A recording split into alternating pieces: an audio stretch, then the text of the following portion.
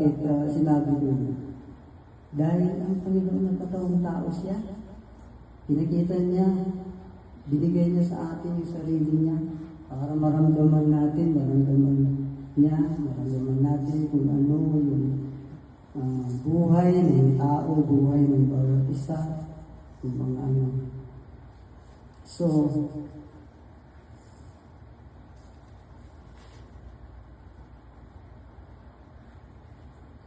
Amen? Amen. So, marami tayong mga kapatid na talagang huwag natin hayaan sila kasi nakakaawa sila. Bigyan natin sila ng pagkakataon. Dahil ang Diyos nga, kahit gaano ka papasama ay talagang binabago ka. Ano man yung nagawa mo, talagang humingi ka lang sa Kanya, nakikinig siya, nakakarinig siya. Hindi siya bingit. Talagang siya. Kaya ganun din yung gawin natin. Amen?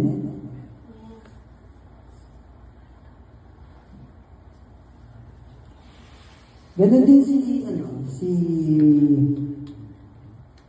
si Hope, di ba? Alam din natin na di ba? Palataya niya talagang perfect talaga. Ibig sabihin, wala talaga niya.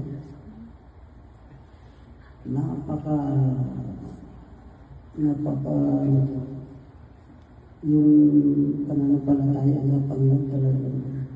Hindi siya talaga bumitaw. Nawala na lahat. Ginawa na lahat ng Satan. Kaya ano lang yan, nag-tiis siya talaga yung pananampalataya.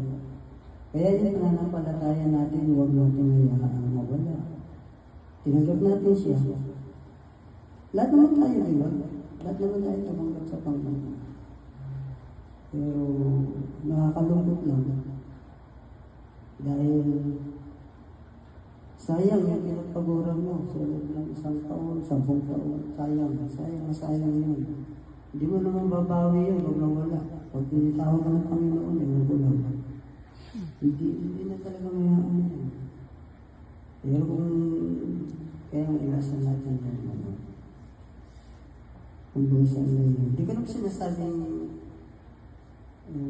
makasakit ba? Totoo naman. Di ba? Huwag iwasan natin. Kasi nakakaawa sila.